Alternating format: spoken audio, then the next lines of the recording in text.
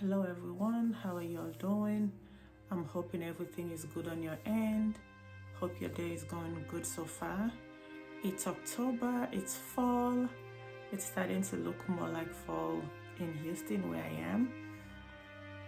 I just decided to hop on here to continue what I started, and I've just abandoned it, but it's something that is really near and dear to my heart. Since it's October, it's Pregnancy and Infant Loss Awareness Month, and what that means, or what they're celebrating, it's women that have pregnancies that end up in miscarriages or stillbirth and so on and so forth. And I happen to be one of those. I happen to fall in that category. There is a statistics that shows that one in every 4 women will experience a miscarriage or loss during pregnancy. So that's 1 in 4. I am 1 in 4. I am 1 in 10. There are different statistics about the awareness, but I am one of those women. I experienced 2 miscarriages. So for those of you that don't know, I have 2 kids now. I have a 6-year-old. Her pregnancy was good. I did not have no issues during her pregnancy. Unfortunately, after her pregnancy, I suffered 2 miscarriages before I have my now 1.5-year-old daughter. So I had decided to I've been very open about my miscarriages and stuff. So I just wanted to encourage other people who are going through it, or people who have gone through it. I wanted to share my story so you can be encouraged, so that you don't lose hope, that nothing is impossible as long as it's something that you want or something that you dare to have. There are ways to go about it. And with God, obviously, He's always going to make it happen if that is what you truly desire. So a little backstory. Like I said, after we had Melrose on my journey, today I'm sharing my second miscarriage, because I had to, like I said before, I did my first miscarriage story. It's on the channel, and I was supposed to continue, and I never did do the second one. I feel like my teeth is red. Yeah, I never did continue, or never shared my second pregnancy, or it was my 3rd pregnancy, but my second miscarriage, I never continued. So today, that's what I'm going to do. I'm going to be sharing what happened during the pregnancy, the short-lived pregnancy, and so on and so forth. So after my second pregnancy / first miscarriage, we just decided to take a break. And not like it's not like we took a break, like we're not doing anything. We were just not trying to have a baby. At that time, we're like, okay, we have one, let's just do everything we have to do for her. So fast forward to 2019, ending of 2019, my daughter's birthday is in February. So 2020, she was gonna be 4. So it was like, in my head, I'm like, I need to have another baby. I need to have another child. My daughter's growing, she's 4, she's in places, and she sees other people that have siblings. She can tell you, this is this person's brother, this is this person's sister. She did not have, she had friends, we have families that she would say, this is my brother, this is my sister, but she did not have one. And I always knew I wanted to have more kids. So when that's number 4 she started getting closer to the age 4, it started dawning on me like, hey, she's about to be 4. We need to try and visit the topic about having another child. So we did, and we talked about it. I'm like, well, it's okay. Let's try to have another baby. And the thing with me, I don't want to say I'm very fertile, but I take it easily. Then, or back in the day, I used to say I can take it easily. So we started trying. I was in the birth control, so I stopped the birth control the end of December of 2019. I took it off and I stopped. We tried for 1 month, January. In February, specifically on Valentine's Day, February 2020, I found out I was pregnant again. So this is when the pandemic had just started, and we were not even thinking that COVID was going to turn out to be what it turned out to be. We were just hearing about it little here and there, and no one was taking it serious because it was not here. That it was then when it was in China and overseas, so we did not take it like anything, or like it was going to turn out to be what it turned out to be. So February 2020, I found out I was pregnant again. So because of my history, I decided to go see a Dr. Ali. Well, in my head, go see a Dr. Ali to see if anything can be done, since I already had one miscarriage, if there's anything can be done to this one so it did not occur again. So I did that a month later, because this was February 14. My first prenatal visit was in March. Very early on in March, I had my first prenatal visit. They did an ultrasound, everything was good. And I just tried to explain to the doctor that, hey, I had a miscarriage. You know how they ask you your history and stuff. So I told her I had a miscarriage and this is what happened. So I was like, is there anything you're gonna be doing differently with this pregnancy? So excuse me, it does not happen again, or I don't end up having another one. She was like, no, it's fine. We're just gonna keep observing you. Just come back in 4 weeks. 4 weeks was, I think, was in April. So I was supposed to go back in 4 weeks. She did not do anything. But I have a family member who's had the same, not the same issues, but she had also suffered a miscarriage prior, and we talked. So when I told her, she was like, she tried to refer me to her doctor then, but then I already like started going to this lady. I was like, oh no, it's okay, I'll just go to her, because she was like, this is what my doctor's doing for me differently, this is what he puts me on, this is what I'm taking, maybe he will do the same for you. But I was not very hesitant, but I was like, it's okay. I'm trusting in this doctor that she knows what she's doing. So that was that. So I never changed doctors because I just switched to this lady. This lady was a new doctor for me. So I was like, okay, let me just continue to see. So fast forward to April. The appointment was in March. So fast forward to April. This was very early on in April. I think April 2nd. No, April 3rd. Because I can remember the dates are so in my head. April 3rd, I was at work, and I had gone to the bathroom and I started bleeding. So I called my husband and said, hey, I'm seeing, not bleeding, not actively bleeding, but I started seeing blood. So I called my husband and I told him, like, hey, I'm seeing blood. I don't know. I'm seeing blood. He's like, just observe it and see how much or what's happening. So I was like, okay. So panty liner, and I put a new one. So after I put a new one, for the rest of the day, I did not have any more bleeding. So it was okay. Came home, everything was fine. The next day, the following day was a Saturday.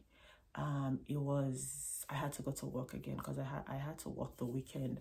So I was at work again, and then went to the bathroom, the same thing. And this time it was a little like heavier on the liner. So I took it out, called my husband, I called my sister-in-law, and I explained to her, and she was like, try to go to the hospital. So I was like, okay. So I called my doctor's office, the on-call, and I told them what was happening, and they were like, yeah, just try to go to the nearest ER, or since, because they know your history, they know my history, like, well, maybe the first thing they jumped towards maybe you're having another miscarriage, so just try to go to the hospital, or you can wait on Monday and schedule an appointment with your OB. I was like, no, I'm gonna go to the ER. So I went to the ER the same Saturday. This was April 4th, 2020. I went to the ER. I got checked out. They did all this tests, all the blood work and stuff.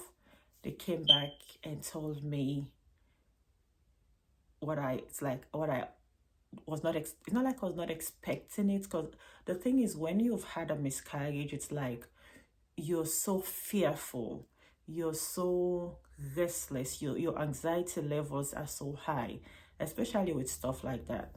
So it's after all the tests and hours of waiting, they came and told me, we're sorry, ma'am, we're sorry, Miss Kamara. We we see a sac. There is a sac, but there's no baby, there's no heartbeat in the sac. So I was like, okay. He was like, yeah, so what you can do, you can just go home and rest and call your OB on Monday to see if she wants to do anything. So I was like, okay. They gave me some meds, some antibiotic, gave me antibiotic, and I went and I was discharged. I came home on bed rest. So the Monday I called my OB, and she was like, come in, I think.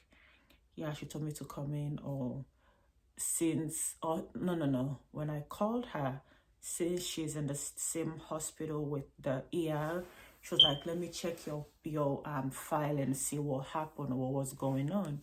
So she checked my file and said, yes, you had a miscarriage, or you're having a miscarriage. And there are two options we have right now at this point. You don't need to come in. Right now, it's two things. Either you let the miscarriage happen naturally, or we can give you some pills to flush it out. And in my head, I was like, no, I'm not accepting this. I am not taking this. The Christian in me was coming alive, like, this is not my passion. I refuse to just flush out my kids, like, or my child like that. I was like, no, I'm gonna pray, I'm gonna look up to God, I'm gonna hold on to God to change the situation for me.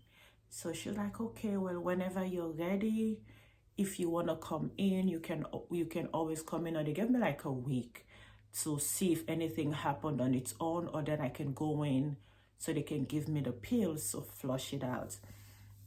And 1 week passed by, nothing happened.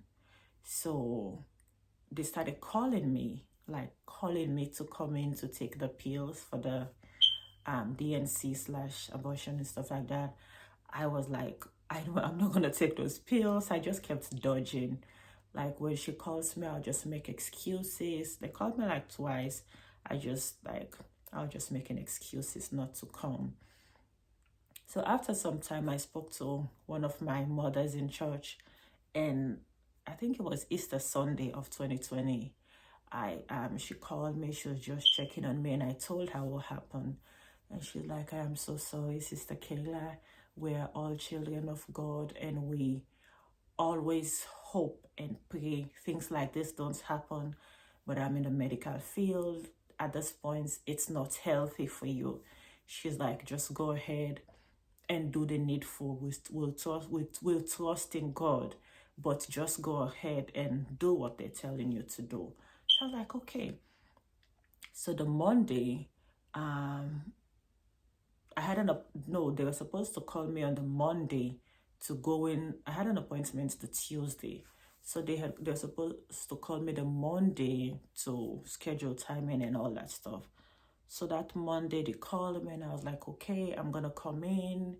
And I went back to sleep. I woke up around, because I work the night shift, so most of the time I sleep during the day. So it was just me at home. So I woke up around like 5 o'clock with this urge to pee. So I woke up And it's like, you know how you want to pee so bad? I'm like bending down, running to the bathroom so I don't pee on myself. And I'm one of those people, most times I tend to hold my pee for so long. And you know, when you're pregnant, it just adds up to it. So I woke up and I ran into the bathroom. I could not even make it into the bathroom. I started bleeding. It was just good it was not on the carpet. I had left the room. I was in the bathroom. I started the bleeding. I started bleeding heavily, like heavy bleeding, heavy blood, heavy clots started coming out. So God so good, I was alone by myself. I had left my phone in the room. I got the closest thing that was by me was my Apple Watch. So I got my watch, called my husband, and told him what had happened.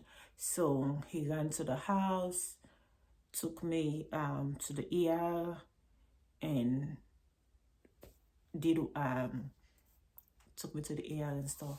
So they just confirmed it again what had happened and told me I bled and bled and bled and bled and bled some more. They did an ultrasound in their head. They were like, we think you don't have any more particles of this pregnancy. You can go home and rest and call your OB tomorrow and tell her, give her an update. But in my head, I was bleeding heavily, but they kept saying, no, there's nothing they can, like, that I was good to go home. And I understand, because that was when COVID had just started, like April 2020, the hospitals were filled up. They were not trying to admit any new patients. So since my case was not like an emergency, you know, and we all know America, when you're pregnant and they can hear that heartbeat, they'll try to do everything for you. When it's gotten to that point when they know you're having a miscarriage or there's no more baby, they're done. Not like they're done with you, let me don't say it's like that, but you're not a priority anymore. So they just tried to hurry up and discharge me, send me home. So they sent me home the next day. I think I called my doctor and I told her what had happened. She was like, okay. But then I had an appointment that day, so they were still trying to convince me to go. So I was like, I don't have to come. Why do you all want me to come in? The reason I was supposed to go in was for you to do the last ultrasound and give me the pills. So I was like, why were they trying to convince me to go? I was not having it. So God so good, they said just come in. The doctor is gonna review your record from yesterday and see. So I was like, okay, let me go in. I went in. She was just checking me, and whenever she would like it's like I was bleeding non-stop to where I was like my blood was not clotting. I just kept bleeding and bleeding. So whenever she would like press down, it's like the blood was kept flowing, kept flowing, kept flowing. So she was like, Miss Kamara, I'm sorry, I know you're over this, but we have to take you in for an emergency D&C because your blood is not clotting, and we have to do this procedure on you. And I know what that means. Like, I'm in healthcare, so I know what it means at this point. I try to not make my emotions get the best of me, but I knew what it was. So I was like, okay. So we went in. That seemed like a few hours later. I had an emergency D&C. This was April of 2020. Yeah, I had an emergency D&C a few days later. I went home the same day. Came home the same day after the D&C, and yeah, that was it. That was my second miscarriage. So that was what happened, and it was in the first trimester. My first miscarriage was in the second trimester at 18 weeks. The first one was around 12 weeks in the first one was in the second trimester. The second miscarriage was in the first trimester. So yeah, this was what happened, and I will do another video. Not gonna be today. I'll do another video on what I did differently with my next pregnancy or with Jojo's pregnancy, and how I ended up or how God ended up helping me to have my second child. But yeah, so this was what happened with me. And I hope and pray, if you're going through anything like this, you have, first of all, you trust in God. He makes no mistakes. There are times when stuff happens to us and we're like, why is God doing this to me? Why? We have all these questions, why? And around that time, guys, when I got pregnant in 2020, I had 5 other people that I know, 5 of my friends who were pregnant at the same time. My sister-in-law that I said was gonna refer me to her doctor, me and her, we were due a day apart. She was due October 23rd and I was due October 24th. So that's how hard it was for me. I had all these other friends around me going, like, they were all pregnant with me. They all had their kids, and for me to have that miscarriage and not to be pregnant again whilst they continued on in their pregnancy. As a Christian, it can be very, very challenging. It's challenging your faith. It's challenging, like, you're thinking all type of stuff in your head. But at the same time, I would just say, look up to God, trust in God, speak up for yourself, know your healthcare providers. I say, know exactly who you're dealing with. And if you don't feel comfortable with your doctor, with your nurses, whoever, you can. Lastly, God, trust in God, look up to God. Don't even though there are other things, I know I've been MIA, but I'm back.